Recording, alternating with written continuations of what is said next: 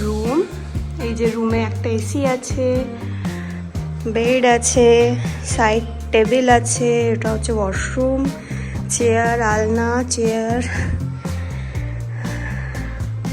আর এখানে একটা মিরর আছে, আর এটা হচ্ছে আমি। যথেষ্ট ভালো রুম, খুবই ভালো রুম বলতে গেলে, আমাদের বেশ ভালো লেগেছে। ওয়াশরুমটা তো আমার বেশি ভালো লেগেছে, বিকজ যথেষ্ট স্পেস আছে, এতটাই বড়, অনেকটা বড় ওয়াশরুম।